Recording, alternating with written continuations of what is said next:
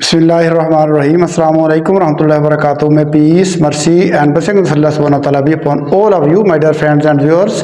आज हम एक पैराग्राफ की ट्रांसलेशन देखते हैं। बड़ा दिलचस्प पैराग्राफ है।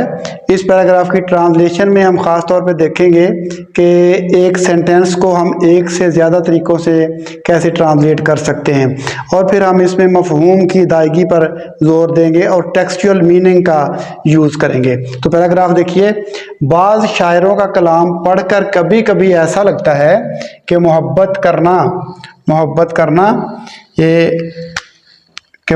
करना सिर्फ जवानों का काम है। एक एतबार से ये बात दुरुस्त है। मोहब्बत करना दरअसल उनका काम है जिनका दिल जवान हो, खा वो 60 साल का हो या 70 का। मोहब्बत के लिए आखिर जवानी और बुढ़ापे की शर्त क्यों लगाई जाए। तो ये छोटा सा पैराग्राफ है। इस पैराग्राफ को हम ट्रांसलेट करते हैं। तो देखिए, बाज़ के लिए हम क्या करते हैं, बाज़ शायर, सम पोइट्स, ठीक है जी। सम, बाज़ के लिए सम। कलाम के लिए क्या बोलते हैं, कलाम के लिए यहाँ पे आएगा पोइट्री, क्योंकि यहाँ पे शायरी की बात हो रही है। अगर अल्लाह ताला का कलाम हो तो वर्ड ऑफ अल्लाह, ठीक है ना, यानी कलाम मजीद की बात हो रही है तो फिर वहाँ पे वर्ड ऑफ अल्लाह। तो कभी कभी के लिए ओकेजनली, ठीक है, या समटाइम्स भी हम लगा सकते हैं, ठीक है। ऐसा लगता है, लुक्स एज दो, ठीक है, या गिव्स द इम्प्रेशन, वो हम आपको साथ साथ ही बताएंगे, ठीक है। लुक्स एज दो या गिव्स द इम्प्रेशन, ये साथ आ जाएगा। तो मोहब्बत करना, लविंग, लव, ठीक है, तो सिर्फ जवानों का काम है, ठीक है। Only meant for the young या यूथ, यहाँ पे हम, यहाँ तक हम इसकी ट्रांसलेशन पहले कर लेते हैं, फिर आगे चलते हैं हम। बाज़ शायरों का कलाम पढ़कर, तो यहाँ पे बाई रीडिंग नहीं लिखेंगे, रीडिंग, ठीक है, रीडिंग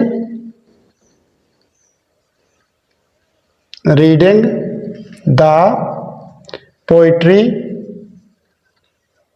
या वर्क्स भी हम लिख सकते हैं, ठीक है। Reading the poetry of some poets,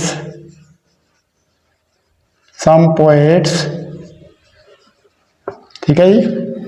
reading the poetry of some poets क्या है, बाज़ शायरों का कलाम पढ़कर कभी कभी क्या, ओकेजनली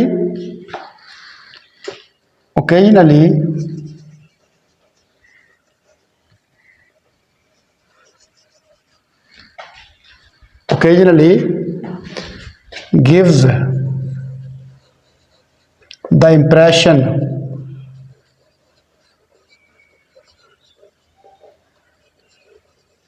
ठीक है जी। Reading the poetry of some poets occasionally gives the impression, ठीक है, कभी कभी पता लगता है, कभी कभी ऐसा लगता है। लुक्स है दो भी हम लगा सकते हैं, वो मैं आपको बाद में दूसरा इसका स्ट्रक्चर भी बताता हूं कि मोहब्बत करना सिर्फ जवानों का काम है। That love is only meant for the youth या यंग, द यंग भी लिख सकते हैं यहाँ पे। अब एक तरीके से हमने इसकी ट्रांसलेशन कर ली, ठीक है जी। तो इसका दूसरा तरीका यह हो सकता है, reading the poetry of some poets occasionally suggests, यहाँ पे गिव्स द इम्प्रेशन की जगह पे हम ओकेजनली सजेस्ट्स भी लिख सकते हैं। कभी कभी यहाँ पे सजेस्ट्स, ये भी हम वर्ड यूज कर सकते हैं यहाँ पे, ठीक है ना। तो लुक्स एज दो, वो एक और स्ट्रक्चर बन जाएगा, वो ज़्यादा सिंपल बनता है। ये ट्रांसलेशन ज़्यादा एक्यूरेट है, ठीक है जी, कि मोहब्बत करना जवानों का काम है। यहाँ पे काम का मतलब ये वो जॉब वाला नहीं है, वर्क वाला नहीं है, ठीक है। तो ये उनके लिए है, रिजर्व्ड है उनके लिए मतलब। तो बाज़ शायरों का कलाम पढ़कर कभी कभी ऐसा लगता है कि मोहब्बत करना सिर्फ जवानों का काम है। तो reading the poetry, by reading नहीं लिखेंगे, reading the poetry of some poets occasionally gives the impression, occasionally suggests, हम लिख सकते हैं, ठीक है जी। दैट पूरा मफहूम अदा हो जाएगा। That love is only meant for youth, for the youth, the लिखेंगे साथ, फॉर द यूथ। तो आगे देखिए, एक एतबार से इन अ वे, एक एतबार से इन अ वे, इन अ वे, ठीक है, ये बात दुरुस्त है, इट इज़ ट्रू या it is a true statement, जैसे मर्जी आप चाहें लिख लें। तो in a way, in a way it is a true statement हम लिख देते हैं। ट्रू, इट इज़ ट्रू भी लिख देंगे तब भी ठीक है। It is a true statement, it is true भी लिख देंगे तब भी ठीक हो जाएगा। It is a true statement या इट इज़ ट्रू, बात दोनों तरह से जो मफहूम है वो अदा हो जाएगा। तो मोहब्बत करना दरअसल उनका काम है जिनका दिल जवान हो। तो मोहब्बत करना, लविंग, अगर जेरंड को यूज़ करेंगे लविंग, ये लविंग रेड को यूज़ कर रहा था, लविंग दरअसल, एक्चुअली, ठीक है जी, उनका काम है। इज रिजर्व्ड हम यहाँ पे बदल के यूज करते हैं, रिजर्व्ड, रिजर्व्ड जिनका दिल जवान हो, ठीक है, दिल जवान हो। यंग हार्ट, यंग हार्ट, ये लफ्ज़ हैं। अब इनको हम देखते हैं। मोहब्बत करना दरअसल उनका काम है, तो actually, actually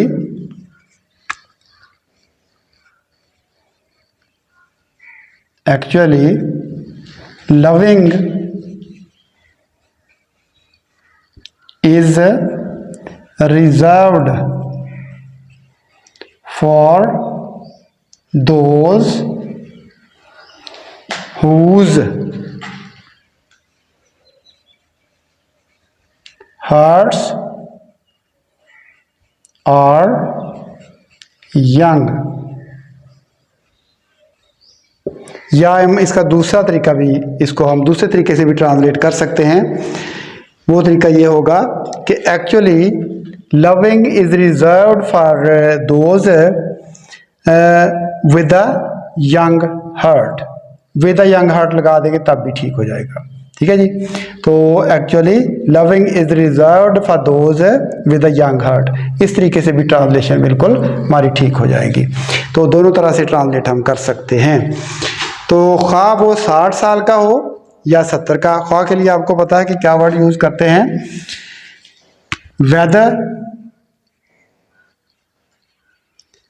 weather he is, ही लिख लें या शी लिख लें, ही लिख लें या शी लिख लें, जो भी चाहें लिख सकते हैं। वेदर ही इज 60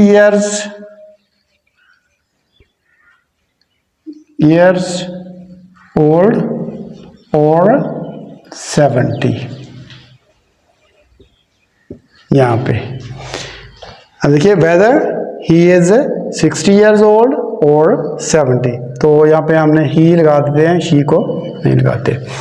तो मोहब्बत के लिए आखिर जवानी और बुढ़ापे की शर्त क्यों लगाई जाए, अब इसको समझने की ज़रूरत है, ठीक है जी, क्यों लगाई जाए। वाई शुड, अब इसको समझें स्ट्रक्चर को, Y should youth,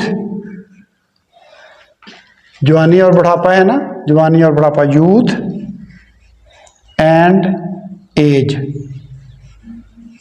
B, why should youth and age be made a condition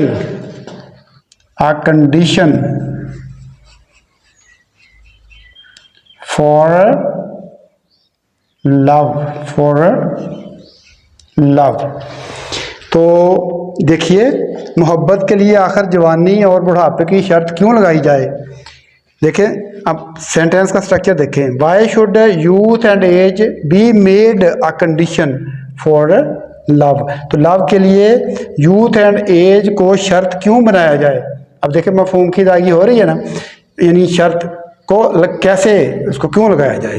तो एक दफ़ा देखिए, इसको दोबारा पढ़ के देख लेते हैं, आपको इसमें एक रिदम नजर आएगा।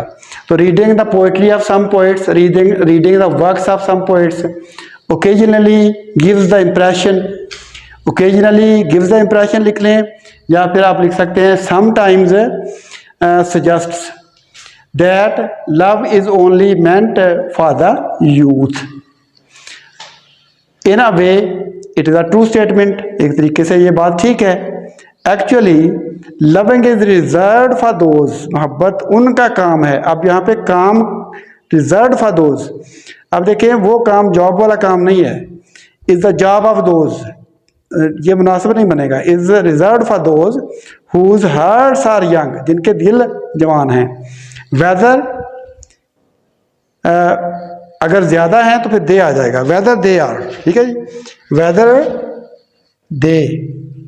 Weather they are 60 years old और 70। तो पीछे जमा चल रहा है तो आगे भी हम उसको जमा के तौर पे ही चलाएंगे। तो आगे देखिए, मोहब्बत के लिए आखिर जवानी और बुढ़ापे की शर्त क्यों लगाई जाए? Why should youth and age be made a condition for love, क्यों लगाई जाए? ठीक है, सवाल है। तो ये हमारे पास आखिर में एक सवाल आ गया।